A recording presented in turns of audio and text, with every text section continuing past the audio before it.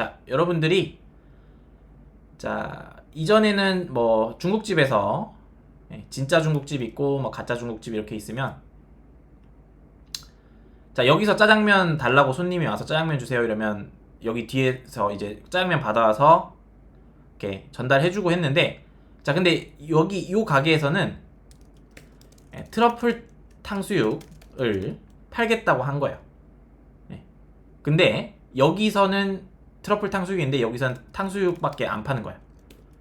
자, 그러면 어떻게 하면 돼요? 탕수육 받아와서 여기서 트러플 그 토핑 뿌려주고 주면 트러플 탕수육이 되겠죠. 뭐 가루든 뭐 이제 토핑을 이렇게 뿌려주고 손님이 받으면 얘는 트러플 탕수육으로 인지하지 뭐 얘가 여기서 받았는지 이런 거 몰라요. 자, 그러면 이게 뭘 뜻하냐면, 자, 내가 일단은 처리할 거는 탕수육인데, 그러니까 여기서 이제 어떤 식사류나 이런 것들을 본 그 가게에서 받아와서 처리하는데, 그 외에 내가 여기서 어떤 토핑을 하거나 혹은 뭐 후식으로 뭔가 제공하거나 이런 것들은 내가 직접 내가 어떻게 할 수 있다는 거죠. 그러니까 음식에다가 뭐 토핑을 하거나 아니면 이 음식을 식사 후에 내가 이 음식에 대해서 접시를 어떻게 처리하고 이런 것들은 내가 할 수 있다는 거죠. 그러니까 이 가짜 중국집에서도 뭐 토핑 뿌리고 그 다음에 손님이 뭐 음식을 다 드시고 나서 접시를 뭐 어떻게 처리할지 이런 것들은 내한테 그 가짜 중국집에서도 처리할 수 있다는 거죠. 자, 그런 의미로 자, 좀 비유를 들었는데, 자, 여기서 뭐 트러플 가루 뿌려서 이렇게 줄 수 있다는 그런 그림인데, 자, 여기서 중요한 거는, 자, 우리가 실제 리얼 객체를 이렇게 뭐 만들고, 자, 다시, 그러니까 요게 리얼 객체고요, 요게 가짜 객체예요. 자, 그러면 여기서 어떤 객체를 리얼 객체 쪽에서, 그러니까 진짜 객체, 그러니까 여기가 리얼 객체고요, 여기가 프록시 객체예요. 자, 이런 입장에서 보면 객체가 만약에 뭐 동그라미가 있고 마름모가 있고 뭐 네모가 있다 치면, 자, 프록시 객체에서도 똑같이 얘를 만들 수 있겠죠. 프록시 패턴을 쓰면.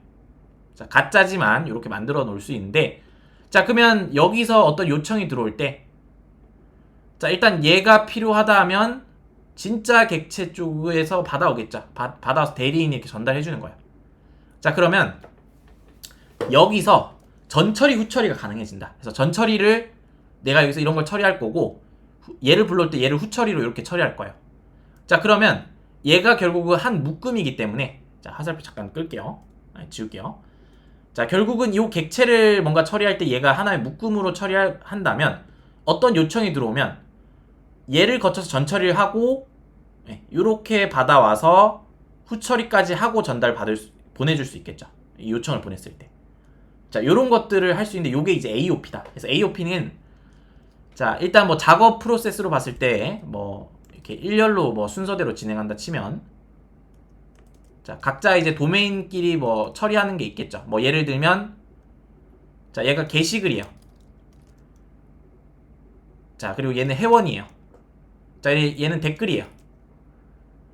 자, 얘는 뭐 추천이에요. 뭐 이런 기능들이 있을 거예요. 그러면 일련의 그 기능들이 처리하는 비즈니스 로직들이 다 있을 겁니다. 자, 근데 걔네들이 매번 처리될 때마다 공통적으로 처리해야 되는 그런 로직이 있다면, 비즈니스 로직에서 걔를 매번 추가하고 이렇게 하기가 되게 쉽지 않아요. 뭐 전 처리를 해야 되거나 후 처리를 해야 되는 일들이 있다면 걔를 매번 이렇게 처리를 해줘야 돼요. 그래서 이런 것들을 비즈니스 로직에서 처리를 하면 되게 힘드니까 요거를, 자, 따로 이제 빼서 이렇게 공통단으로 빼는 거예요. 자, 그래서 요거를 비즈니스 로직 쪽에서 분리시켜서 약간 AOP 형태로 만들면 요런 형태로 이제 구성이 된다는 거죠. 그러면 게시글, 회원, 댓글 추천해서 전부 다 처리해야 되는 전처리, 그리고 전부 다 처리해야 되는 후처리 같은 게 있다면 요거를 비즈니스 로직 계층에서 그냥 따로따로 하는 게 아니라 하나의 기능을 묶어서 AOP로 처리할 수 있다는 거죠. 그래서 요 AOP는 보통 이제 횡단관심사라고 해서 그 종단으로 이렇게 있던 기능에서 얘를 관통하는 횡단 기능을 따로 빼서 이제 관리를 한다는 거예요.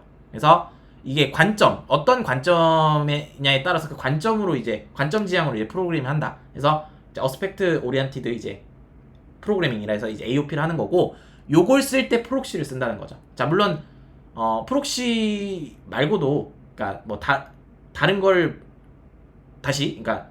그러니까 프록시라는 거를 이용해서 이런 기능을 만든다는 거예요. 그러니까 프록시가 여기서 전처리 후처리가 가능하댔죠. 그러니까 리얼 객체에서 뭔가를 처리해서 받아오기 전에 뭔가 처리할 수도 있고, 여기서 이제 이 프록시 패턴 안에서 얘를 후처리할 수도 있다.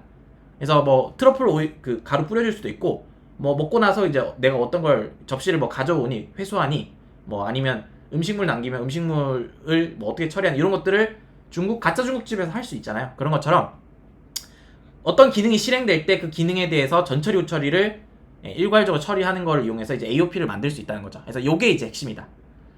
자, 그래서 프록시랑 왜 AOP가 연관이 되어 있냐면, 요거를 통해서 이제 유효성 체크 기능으로 예시를 들면, 그리고 트랜잭션 관리를 하면 보통 이런 거잖아요.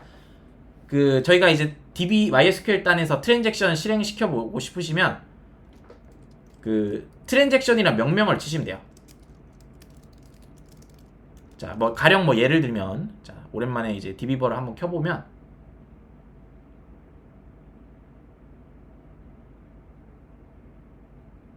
자, 지금 아마 꺼져 있을 거예요.